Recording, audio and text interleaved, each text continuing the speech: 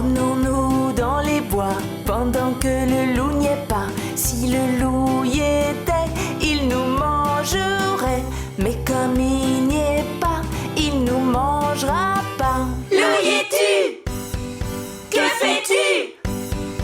Attends-tu? Je mets ma chemise. Promenons-nous dans les bois pendant que le loup n'y est pas. Si le loup y était, il nous mangerait. Mais comme il n'y est pas, il nous mangera pas. Loup y es-tu? Que fais-tu? Attends-tu? Je mets ma culotte.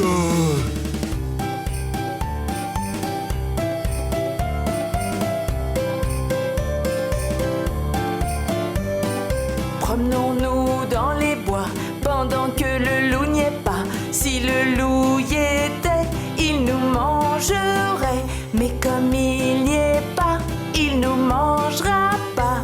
Loup y es-tu? Que fais-tu? Attends-tu? Je mets mes bottes. Promenons-nous dans les bois pendant que le loup n'y est pas. Si le loup y était, il nous mangerait. Mais comme il n'y est pas, il nous mangera pas. Loup y es-tu? Que fais-tu? Attends-tu? Je mets ma veste. Je mets mes chaussettes. Je mets mes bottes. Je mets mon chapeau. Je mets mes lunettes. Je prends mon fusil. J'arrive.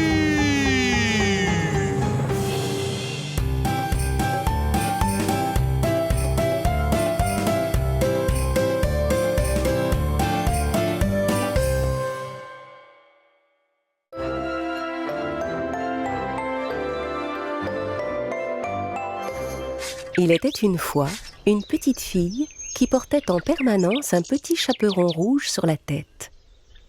C'est pourquoi tout le monde l'appelait le petit chaperon rouge. Ma chérie? Oui, maman? Tu sais que ta grand-mère est malade. Tu voudrais bien lui porter les biscuits que j'ai préparés et ces herbes fraîches que j'ai cueillies pour elle? Bien sûr, maman, je m'en occupe. La petite fille, coiffée comme toujours de son petit chaperon rouge, se mit en route pour la maison de sa grand-mère.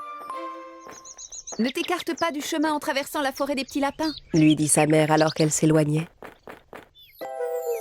Le petit chaperon rouge s'enfonça dans les bois en chantant gaiement des chansons. Mais pourquoi on l'appelle la forêt des petits lapins? Je n'ai vu aucun lapin le long du chemin. Le petit chaperon rouge arriva à un sentier bordé de fleurs. Il y en avait de toutes les couleurs. Je vais faire un bouquet pour ma grand-mère, ça lui fera plaisir. À mesure que le petit chaperon rouge cueillait les fleurs, elle s'écartait peu à peu de son chemin sans s'en rendre compte. À un moment, elle entendit un bruit dans les fourrés. Soudain, un grand méchant loup s'approcha d'elle.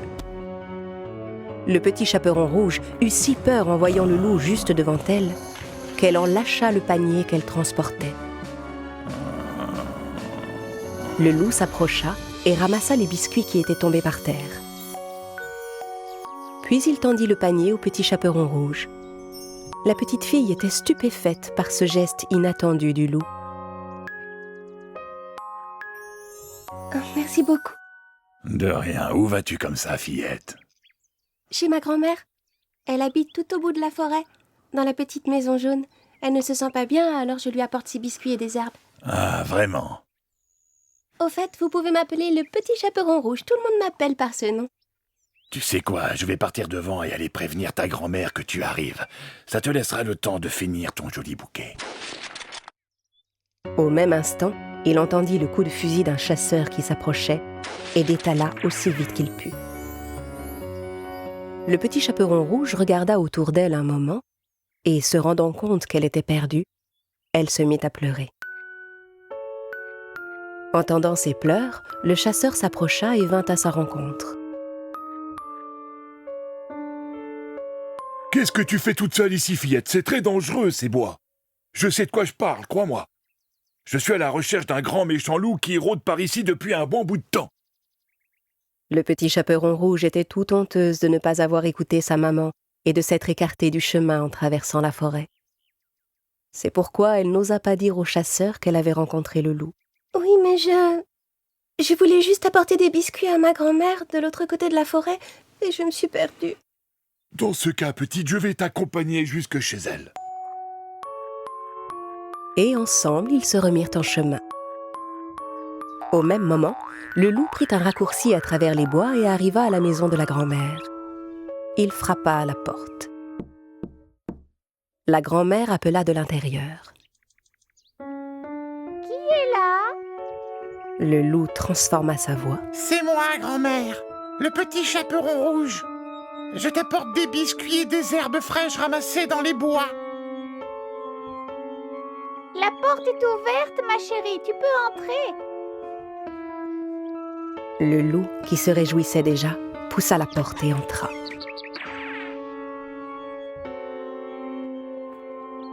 Quelques instants plus tard, le petit chaperon rouge et le chasseur arrivèrent à leur tour. Maintenant va, ma petite. Cours vite retrouver ta grand-mère à l'intérieur. Le chasseur reprit sa route de son côté. Le petit chaperon rouge frappa à la porte et entendit sa grand-mère appeler de l'intérieur. Qui est là? C'est moi, grand-mère, le petit chaperon rouge. La porte est ouverte, ma chérie. Tu peux entrer. Le petit chaperon rouge hésita un petit instant. La voix qu'elle entendait lui semblait un peu différente de celle qu'elle connaissait. Puis elle se rappela que sa grand-mère était malade. Si grand-mère a une drôle de voix, c'est sûrement à cause de sa maladie. Le petit chaperon rouge poussa donc la porte et entra. Le loup était allongé dans le lit, déguisé en grand-mère. Comme il avait pris soin de tirer les rideaux, il faisait sombre dans la pièce. Avec son bonnet de nuit et ses lunettes, le petit chaperon rouge ne pouvait pas le reconnaître. Comme c'est gentil, ma chérie, de t'être donné la peine de faire tout ce chemin pour m'apporter de quoi manger. Viens par ici que je puisse te prendre dans mes bras. Allons, mon enfant. Approche-toi un peu plus près. Le petit chaperon rouge déposa son panier par terre, mais n'osa pas s'approcher trop près du lit. Sa grand-mère lui paraissait vraiment changée. Grand-mère, pourquoi as-tu de si longs bras? C'est pour mieux pouvoir t'enlacer, mon enfant. Grand-mère, pourquoi as-tu de si grandes oreilles? Eh bien, c'est pour mieux t'entendre, mon enfant. Mais grand-mère, pourquoi as-tu de si gros yeux? Mais voyons, c'est pour mieux te voir, mon enfant. Dis grand-mère, pourquoi as-tu des dents pointues?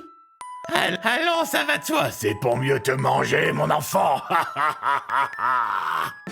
Le loup sauta hors du lit et se rua sur le petit chaperon rouge. La fillette comprit alors que ce n'était pas sa grand-mère qu'elle avait trouvée dans son lit, mais le grand méchant loup qu'elle avait rencontré en chemin. Heureusement, le chasseur entendit les cris du petit chaperon rouge.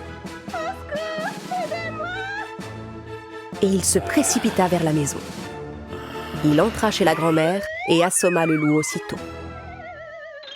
J'y ai mis le temps, mais je t'ai enfin eu, mon grand méchant loup. Cette fois, tu es entre mes mains. Le chasseur ouvrit le ventre de l'animal et délivra la grand-mère. Merci, monsieur le chasseur, vous nous avez sauvé la vie. Ce n'est rien, voyons. Mais tu dois me promettre qu'à l'avenir, tu ne désobéiras plus jamais comme ça à ta maman, ma petite.